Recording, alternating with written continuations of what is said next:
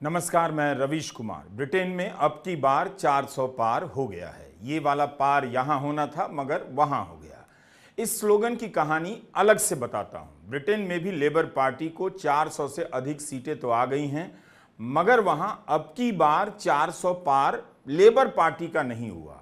साफ पानी, महंगी यूनिवर्सिटी, महंगे स्कूल, महंगे इलाज से लोग इतने परेशान थे कि अब की बार पानी उनके सर से पार कर गया। समझिए इस नारे को। यह वीडियो काफी लंबा होगा, आखिर तक पूरा देखिएगा।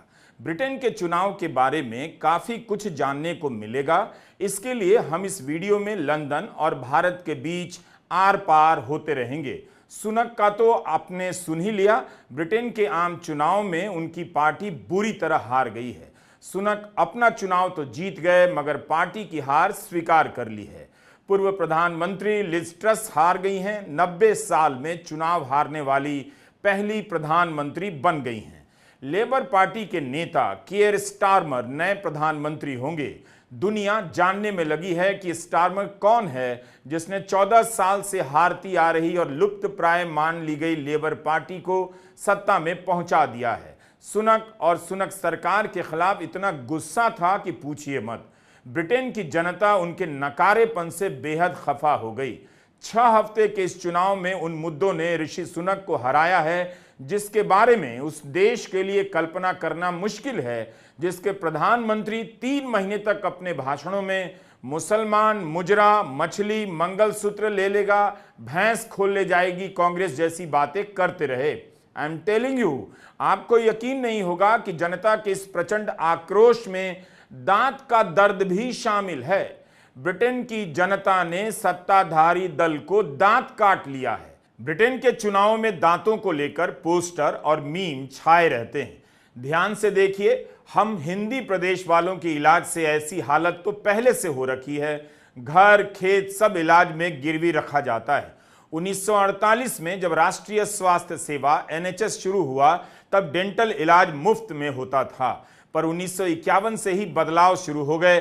बजट कम होने लगा और इलाज महंगा होने लगा। NHS के डॉक्टरों से अपॉइंटमेंट ही नहीं मिल रहा है। प्राइवेट डॉक्टरों से इलाज का खर्चा ब्रिटेन के लोग उठा नहीं पा रहे थे। लोग बागवानी के औजारों से खुद ही दांत निकालने लगे। ऐसी ऐसी खबरें छपी हैं कि क्राउन निकल आया है तो लोग उसे सुपर ग्लू से ठीक कर रहे हैं या दांतों के लिए विदेश जा रहे हैं। 2-2 साल तक लोग इंतजार करते हैं। कुछ महीने पहले ब्रिस्टल में एक डेंटल क्लिनिक खुला तो इतनी लंबी लाइन लग गई कि पुलिस को आना पड़ा। पिछले साल एक सर्वे हुआ कि ब्रिटेन के 10% लोग अपना डेंटल इलाज खुद करने पर मजबूर हैं। खुद ही अपना दांत निकाल रहे हैं, जो बेहद पीड़ादायक होता है, और डेंचर बना रहे हैं। पिछले 2-3 साल में हालत और बिगड़े हैं। बाकायदा एक संस्था है टूथलेस इन इंग्लैंड नाम से, जो इस मुद्दे पर बोलती है। संसद में एक कमेटी की इस मुद्दे पर रिपोर्ट भी आई है। अमीर लोग फिर भी प्राइवेट डॉक्टर के पास चले जाते हैं, लेकिन गरीब और मिडिल क्लास के पास कोई उपाय नहीं। यहाँ की दुकानों में कैविटी भरने के लिए डू इट योरसेल्फ किट मिलने लगी है। खुद ही कैविटी भरकर काम चलाइए। हालत यह है कि हर बड़ी पार्टी के घोषणा पत्र में डेंटल केयर का मुद्दा है।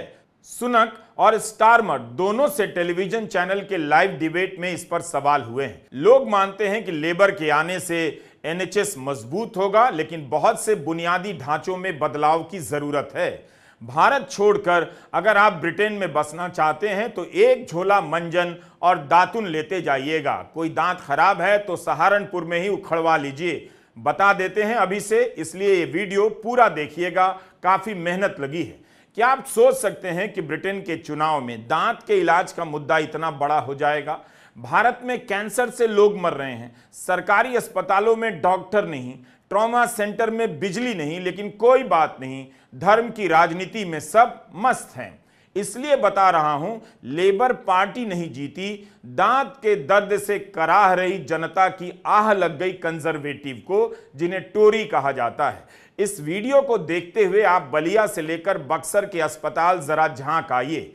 इस तरह से इलेक्शन का कवरेज गोदी मीडिया करेगा ही नहीं, क्योंकि हिंदी प्रदेश की जनता धर्म के नशे से बाहर आ गई तो झूठ की राजनीति का क्या होगा? उसकी दुकान बंद हो जाएगी। Do you get my point?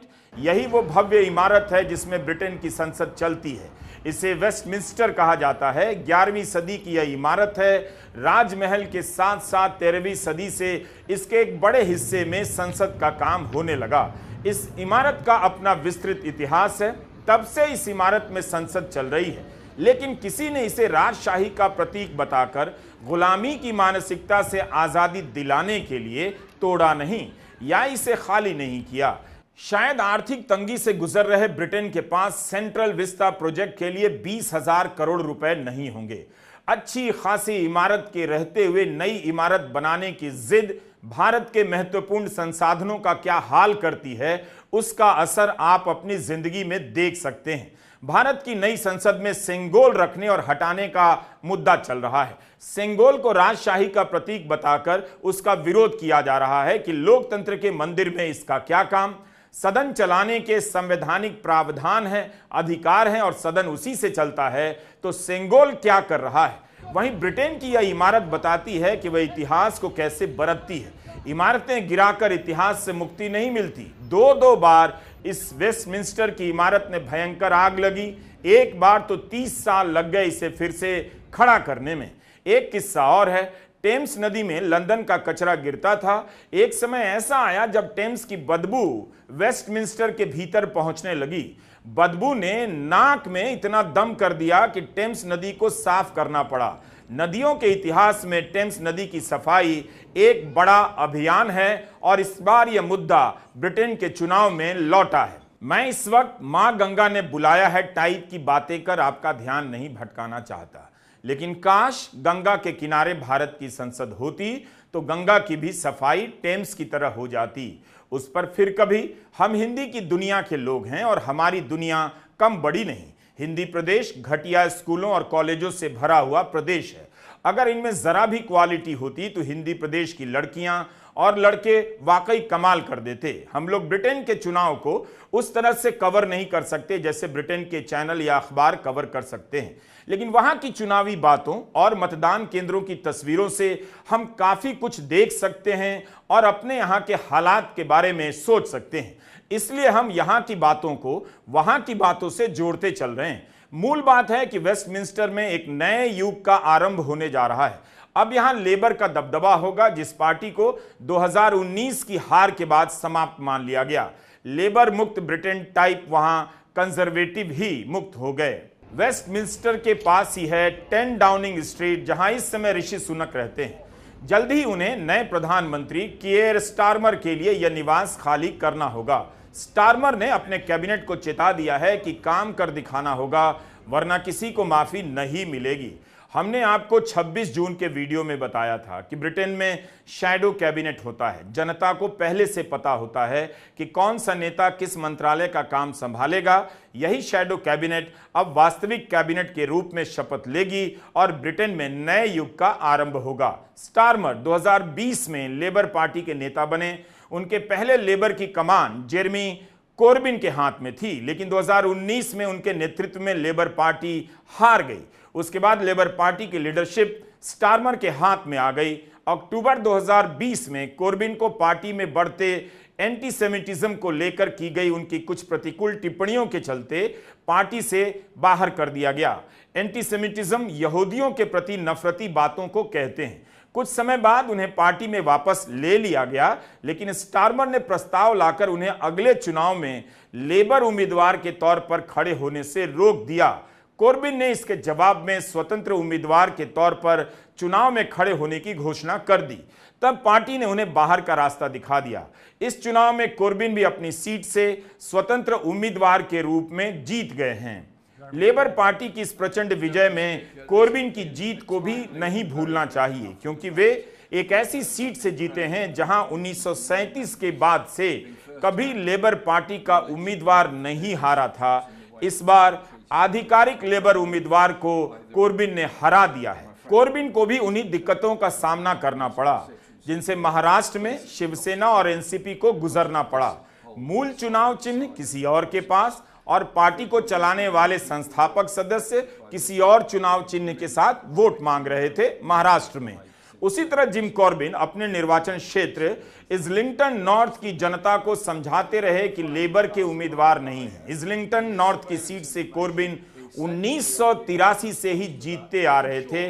इस बार निर्दलीय जीत गए। लेबर पार्टी की इस प्रचंड आंधी में लेबर का बागी जीत गया। जीत के बाद कॉर्बिन ने कहा है वे संसद में स्टारमर पर नजर बनाए रखेंगे कि वे अपने वादों को ठीक से पूरा करते हैं या नहीं। कॉर्बिन गजा में युद्ध रोके जाने की मांग उठा रहे हैं और इजराइल को हथियारों की सप्लाई फौरन रोके जाने के पक्ष में हैं। कॉर्बिन शरणार्थियों के मुद्दे पर भी खुलकर बोलते रहे हैं और उन्हें हमेशा उनके अधिकारों का समर्थन किया है। अक्सर असहज करने वाले स्टैंड ले लेते हैं। चुनाव जीतने के बाद कॉर्बिन ने कहा कि उनकी जीत संसद में ऐसी स्वतंत्र आवाज की जीत है जो सामाजिक न्याय की आवाज को बुलंद करती रहेगी। लेबर पार्टी में कॉर्बिन की जगह लेने वाले कियर स्टारमर ने लेबर पार्टी को ही बदल दिया है। चुनाव प्रचार में नारा दिया, यह बदली हुई लेबर पार्टी है। लेबर का आधिकारिक मोटो भी है, चेंज। लेबर का चुनाव प्रचार इसी थीम पर आधारित था कि मतदाता और 5 साल तक सोते न रह जाएं। जागते रहो टाइप का नारा दिया गया। लोग इतना जाग गए कि कंजर्वेटिव को ही सोते रहने के लिए कह दिया। कियर स्टारमर ने बहुत सावधानी के साथ अपने मुद्दे चुने और चुनाव के दौरान विवादास्पद मुद्दों से दूरी बना ली। 2016 में ब्रिटेन में जनमत संग्रह हुआ, इसे ब्रेक्सिट कहते हैं। ब्रेक्सिट का फैसला यह हुआ कि ब्रिटेन यूरोपियन यूनियन से अलग होगा। इस दौरान बहुत सारे झूठ और भ्रामक तथ्यों की आंधी चली। उम्मीद की जा रही है कि स्टारमर इसकी जांच बिठाएंगे कि ब्रेक्सिट से ब्रिटेन के कारोबार और आर्थिक जीवन को कितना नुकसान हुआ या कितना फायदा हुआ। चुनाव में स्टारमर इस पर चुप रहे क्योंकि नुकसान हो सकता था, लेकिन जीतने के बाद उन पर नजर होगी कि वे ब्रेक्सिट का राग छेड़ते हैं या नहीं। 1997 में जब लेबर की सरकार बनी तब बैंक ऑफ इंग्लैंड का राष्ट्रीयकरण किया गया। इस बार चुनाव के दौरान लेबर ने इस तरह के वादों से ही दूरी बना ली। चुनाव से पहले कहा जा रहा था कि लेबर इस बार 1997 का रिकॉर्ड तोड़ देगी जब उसे 419 सीटें मिली थीं। अनुमान था कि इस बार 1832 का रिकॉर्ड टूटेगा, लेकिन लेबर को 411 सीटें ही मिली हैं। 1832 के चुनाव में विग पार्टी को 224 सीटों के अंतर से जीत मिली। 1924 के चुनाव में कंजर्वेटिव्स यानी टोरी को 210 सीटों के अंतर से जीत मिली थी। 1924 का रिकॉर्ड टूटने के करीब है। ब्रिटेन के चुनावी इतिहास में ये नतीजे हर तरह से ऐतिहासिक हैं। ब्रिटेन के इतिहास में 1832 के चुनाव इस मायने में भी ऐतिहासिक हैं कि इस जीत के बाद ही प्रधानमंत्री अर्ल ग्रे ने कानून बनाकर ब्रिटिश साम्राज्य में दास प्रथा पर रोक लगा दी थी। ब्रिटेन की संसद में 650 सीटें हैं। बहुमत के लिए 326 सीटों की जरूरत होती है। लेबर पार्टी को अभी तक जो नतीजे आए हैं 411 सीटें मिल चुकी हैं जब तक मैं रिकॉर्ड कर रहा हूं। कंजर्वेटिव को 247 से अधिक सीटों का नुकसान हो चुका है। ब्रिटेन के मतदान केंद्रों पर भारत की तरफ भीड़ नहीं होती, लेकिन वहां सुबह 7 बजे से लेकर रात 10 बजे तक मतदान होता है। यहां 10 लाख भारतीय मूल के लोग हैं जो वोट करते हैं। कॉमनवेल्थ का हिस्सा होने के कारण अगर आप मई में अयोध्या में वोट डालने के बाद लंदन चले गए हैं तो वहां भी वोट डाल सकते हैं। बस ब्रिटेन में बैलेट पेपर से चुनाव होता है और नीली स्याही की जगह पेंसिल से आपको उम्मीदवार के आगे क्रॉस करना पड़ता है।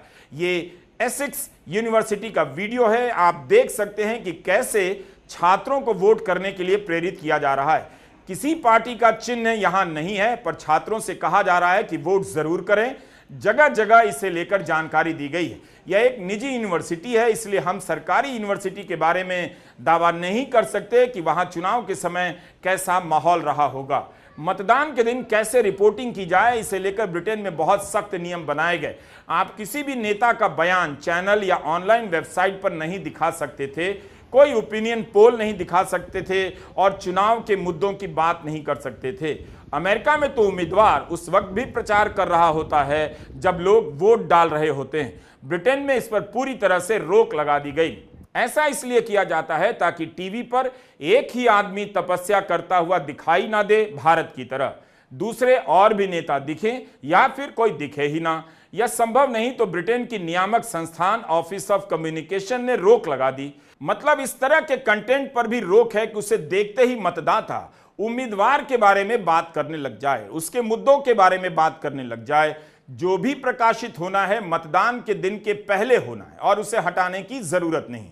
यही नहीं, मतदान के दिन आप मतदान केंद्र के बाहर मतदाता का इंटरव्यू नहीं कर सकते हैं और ना ही एंकर इस तरह की अटकलें लगा सकता है कि कौन हारा कौन जीता। यह भी नियम है कि किसी चैनल ने इन नियमों को तोड़ा तो संपादक और रिपोर्टर को जेल हो सकती है। भारत में जब मतदान चल रहे थे तब टेलीविजन पर मोदी जी का इंटरव्यू चल रहा होता था, पूरे दिन उन्हीं का इंटरव्यू चलता था। यह सब भी हिंदी के दर्शकों को जानना चाहिए।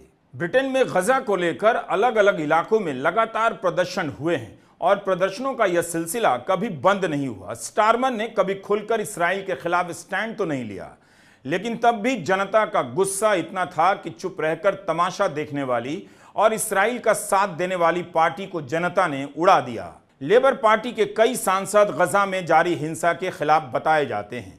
सरकार बनते ही उनका स्टारमर पर दबाव बढ़ सकता है कि वे कोई स्टैंड लें और साफ साफ कहें कि इसराइल अंतर्राष्ट्रीय कानूनों का पालन कर रहा है या नहीं। स्टारमर की सरकार इसराइल को हथियार बेचना बंद करेगी या नहीं, जल्दी ही उन्हें अपनी नीतियों को स्पष्ट करना होगा। लेकिन मुझे लगता है कि नीतियों पर ज्यादा उम्मीद नहीं रखनी चाहिए कि लेबर पार्टी के राज में कोई बड़ा बदलाव हो जाएगा। लेकिन लेबर पार्टी में एक सांसद हैं एंडी स्लॉटर, जिनके बारे में मशहूर लेखक विलियम डेलरिम्पल ने लिखा है कि उन्होंने गजा पर स्टारमर के स्टैंड का विरोध किया तो पार्टी ने उन्हें शैडो सॉलिसिटर जनरल के पद से हटा दिया। बड़ी जीत के बावजूद चुनावी नतीजों में कुछ जगहों पर लेबर को अपनी ढुलमुल गजा नीति का नुकसान झेलना पड़ा है। 4 सीटों पर उनके उम्मीदवार गजा समर्थक स्वतंत्र उम्मीदवारों से हारे हैं। हारने वालों में एक उम्मीदवार तो स्टारमर की शैडो कैबिनेट के मिनिस्टर भी थे। इस नतीजे से अमेरिका में जो बाइडेन की घबराहट बढ़ सकती है। 14 अगस्त को शिकागो में डेमोक्रेटिक नेशनलिस्ट कन्वेंशन होने जा रहा है। हो सकता है वहां बाइडेन पर चुनाव से हटने का दबाव बढ़ जाए। 2 तरीके हैं ब्रिटेन के नतीजों को देखने के लिए। जो नेता जीता है उसका मोदी मोदी टाइप किया जाए, या फिर जिन मुद्दों से इतना बड़ा बदलाव आया है उसमें झांक कर देखा जाए। भारत में साफ पानी का मुद्दा कितना बड़ा है। अमीर से लेकर आम गरीब तक साफ पानी के लिए अपने बजट का बड़ा हिस्सा खर्च करने लगे हैं। घर घर में पानी साफ कर पीने की मशीनें लग गई हैं हजारों रुपए की। इन सब का खर्चा जोड़िए तो पता चलेगा कि पानी कितना बड़ा मुद्दा है। इसलिए चुनाव हार चुकी कंजर्वेटिव पार्टी को भी वादा करना पड़ा कि अब वाटर कंपनियां सीवेज ट्रीटमेंट कैसा करती हैं इसकी निगरानी सरकार करेगी, उन पर नहीं छोड़ा जाएगा। कंपनियों को जुर्माना देना होगा और जो पैसा आएगा उससे नदियों का संरक्षण होगा। पार्टी ने वादा किया था कि नदियों की स्थिति में बदलाव लाया जाएगा। सीवेज प्रदूषण को रोकने के लिए सुपर रेगुलेटर बनेगा, जिसे अधिकार दिया जाएगा कि वह वाटर कंपनी के एग्जीक्यूटिव का बोनस रोक दे। विंडरमेर नाम की एक बड़ी झील है, उसकी सफाई का मुद्दा भी इन चुनावों में सुनक की पार्टी के लिए सरदर्द बन गया। वाटर कंपनियों का घाटा भी काफी बढ़ चुका है। इस कारोबार में कोई निवेश नहीं करना चाहता क्योंकि उनका ही एकाधिकार है। कई साल पुराने सीवेज लाइन को साफ करने, कचरा डंप करने की समस्या को ठीक करने के लिए बहुत पैसे की आवश्यकता है। लेबर पार्टी की सरकार इस मामले में क्या करेगी, पहले दिन से जनता इंतजार करेगी। लेकिन ब्रिटेन में निजीकरण एक बहुत बड़ा मुद्दा बनता गया है। लगातार हो रहे निजीकरण के कारण जनता की सुविधाएं महंगी होती गईं और खराब होती गईं। हमारी सहयोगी वृंदा शर्मा ने किताब की दुकान चलाने वाली एक महिला से बात की। उन्होंने भी निजीकरण को लेकर काफी कुछ कहा कि यह धारणा गलत साबित हो रही है कि निजीकरण से सेवाएं बेहतर हो जाती हैं। अंग्रेजी में हुई इस बातचीत का यही सार है। उन्होंने कहा कि मार्गरेट थैचर के समय पानी का निजीकरण कर दिया गया। कोई भी देश ऐसा नहीं करता है। पानी की सप्लाई सरकार का काम है, लेकिन ब्रिटेन में इसका निजीकरण किया गया। Look at the water companies which were privatised by the Thatcher government. I believe we're a rare nation globally. People don't privatise their water service in most countries because it's an essential necessity for people. And since our water companies were privatised, they are taking our money when we pay our bills and they're not performing the services. They've been dumping sewage in rivers, lakes, in the sea instead of processing it. They've been paying hundreds of millions of pounds to their shareholders, and it's all very corrupt. There are now legal cases being brought against them, and water should be renationalised, I believe.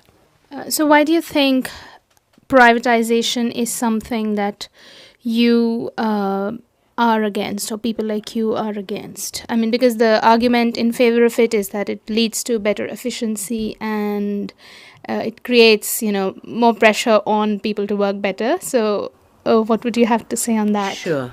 I would disagree with that quite strongly, actually. It's been our experience of privatisation in this country that companies become corrupt and profit-seeking and give away millions to their shareholders. The NHS is an institution. Actually, it was opened, I believe, on this day in 1948, all those years ago. We all pay, through employment, our taxes and national insurance towards things like education, healthcare, and it belongs to the people, the National Health Service.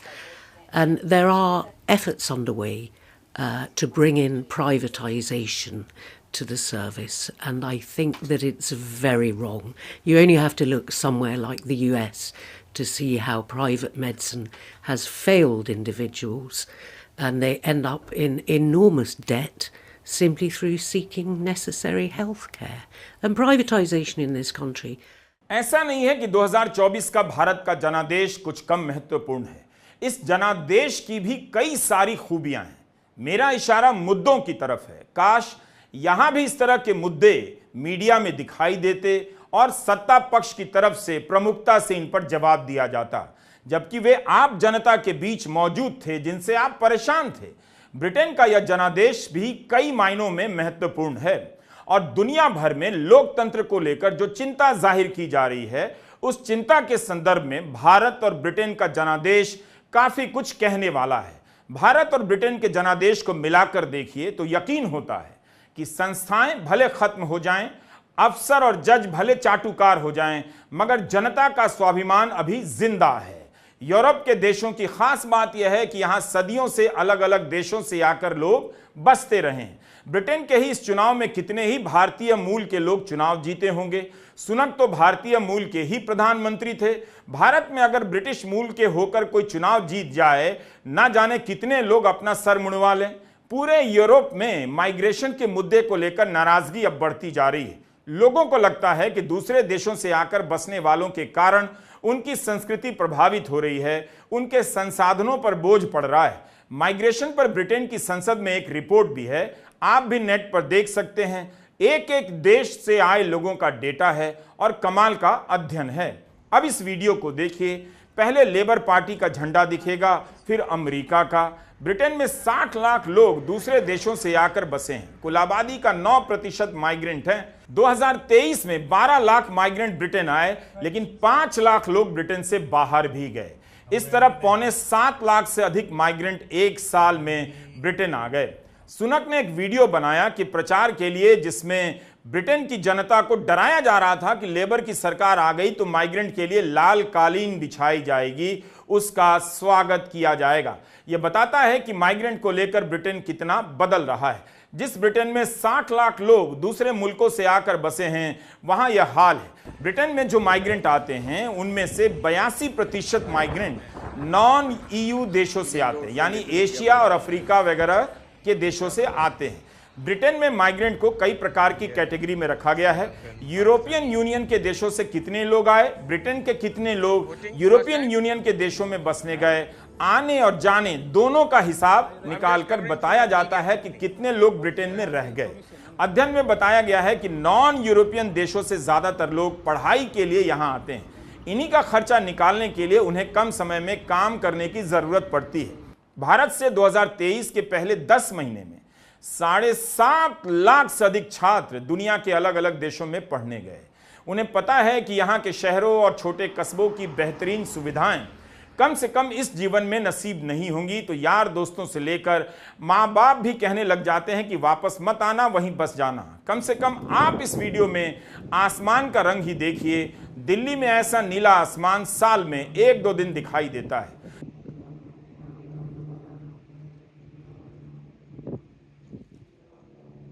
Sunak पर आरोप लगता रहा कि उनके कार्यकाल में छोटी छोटी नावों से शरणार्थी बड़ी संख्या में ब्रिटेन आए, तो सुनक ने मानव इतिहास की एक विचित्र योजना बना डाली। रवांडा नाम के देश से करार कर लिया कि जो भी ब्रिटेन में आकर शरण मांगेगा उसे रवांडा भेज दिया जाएगा।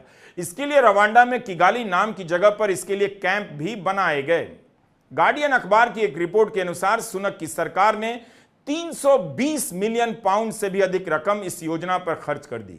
जब माइग्रेशन को लेकर विरोध बढ़ने लगा, ब्रिटेन में पिछले कुछ सालों से बाहर से आए प्रवासियों और शरणार्थियों को लेकर विरोध बढ़ा है। इसी विरोध और आम लोगों के गुस्से का फायदा उठाने के लिए सुनक इस योजना को अपने चुनावी कैंपेन का मुख्य मुद्दा बना रहे थे।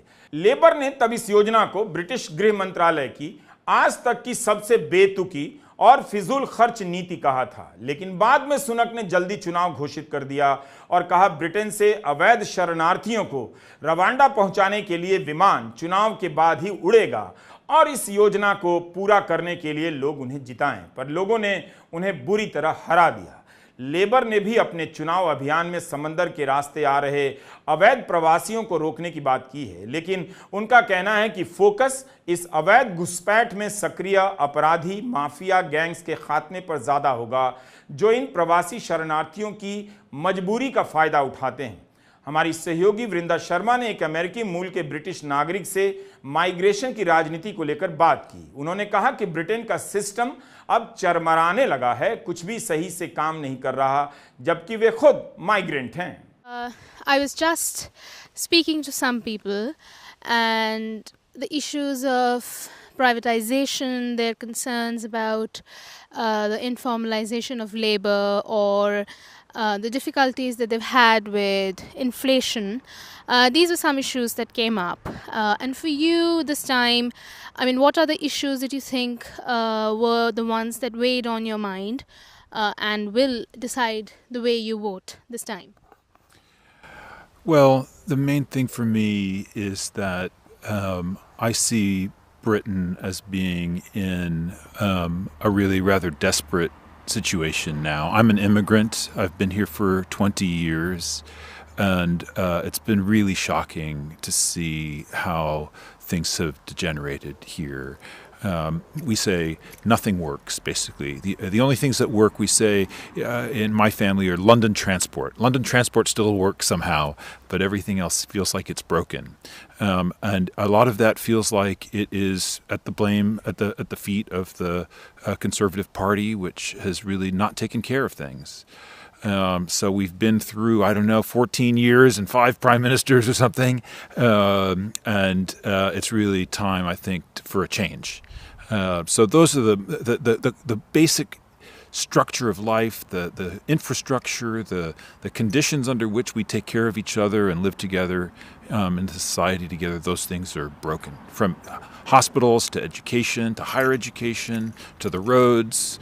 The trains, the water. The water is a disaster here, and it's inexcusable, really. Migration की समस्या फ्रांस में भी है, मगर वहां माइग्रेशन के खिलाफ दक्षिणपंथी राजनीति को मजबूती मिल रही है। ब्रिटेन में यह मुद्दा लेबर पार्टी को मजबूत कर गया। मूल बात है कि हिंदी में आपको इतनी मेहनत से तैयार किया गया वीडियो नहीं मिलेगा। समय निकालकर वीडियो देखा कीजिए। जनता के जनादेश में बड़ा बदलाव तो है, लेकिन क्या लेबर की सरकार बहुत अलग होगी? इसे लेकर बहुत उत्साहित होने की जरूरत नहीं है, कम से कम अभी तो बिल्कुल नहीं। जब कोर्बिन को हटाकर स्टारमर लेबर का नेतृत्व करने आए तो 2020 में उन्होंने लेबर पार्टी को सत्ता में लाने के लिए एक घोषणा पत्र जारी किया था, जिसे 10 प्लेजेस के नाम से जाना जाता है। इसमें सबसे अमीर 5% लोगों पर इनकम टैक्स बढ़ाना, टोरी सरकार द्वारा बड़े कॉरपोरेट्स को दी जाने वाली टैक्स छूट को वापस लेना शामिल है, ब्रिटेन द्वारा बेचे जाने वाले सभी हथियार सौदों की समीक्षा करना, स्वास्थ्य ऊर्जा, जल और रेलवे जैसे सार्वजनिक क्षेत्र की सेवाओं को निजी हाथों में जाने से रोकना जैसे कई प्रगतिशील मुद्दे थे। बाद में कियर स्टारमर इनमें से ज्यादातर से पलट गए। देखना होगा कि उनकी लेबर सरकार कंजर्वेटिव सरकार होगी या कुछ अलग होगी, पर सवाल तो पूछा जाएगा कि क्या स्टारमर अमीरों पर टैक्स लगाएंगे, रेलवे का निजीकरण रोकेंगे, बड़े कॉरपोरेट्स को मिलने वाली टैक्स छूट को रोकेंगे। ये कुछ वादे कांग्रेस के वादे से मिलते जुलते लगते हैं, कम से कम भावनाओं में, नीयत में। सार्वजनिक सेवाओं में सरकार की हिस्सेदारी क्या स्टारमर बढ़ाएंगे? गजा में चल रहे अमानवीय युद्ध पर उनकी सरकार का स्टैंड क्या होगा? चुनाव के दौरान टीवी के डिबेट में जब उनसे इस पर सवाल किया गया तो उन्होंने कह दिया, सबसे पहले देश होना चाहिए, पहले के फैसले या नजरिए पर विचार करने से पहले मैं देश के बारे में सोचूंगा। अब ये सब वो लाइनें हैं जिनके नाम पर नेता या तो पलट जाता है या गुमराह करता है या वाकई बड़े फैसले लेता है। लेकिन स्टारमर ने प्रधानमंत्री बनने से पहले ही साफ कर दिया वे बदल चुके हैं। पार्टी के पुराने वाम समर्थक कह रहे हैं स्टारमर का टोनी ब्लेयरीकरण हो गया है। आपको याद होगा टोनी ब्लेयर का काल। झूठ बोला था इसने कि इराक में सद्दाम के पास रासायनिक हथियार है। ब्रिटेन की कमेटी ने ही टोनी ब्लेयर को झूठा साबित कर दिया। सच्चाई यही है कि लेबर पार्टी बड़े अंतरों से जीत गई है, क्योंकि ब्रिटेन के लोग सत्ता में बैठे व्यक्ति या दल को हटाने का मन बना चुके थे, भले सामने विकल्प कैसा भी हो। साफ है कि वे TINA factor, there is no alternative, TINA factor जैसी बकवास चीजों में विश्वास नहीं करते।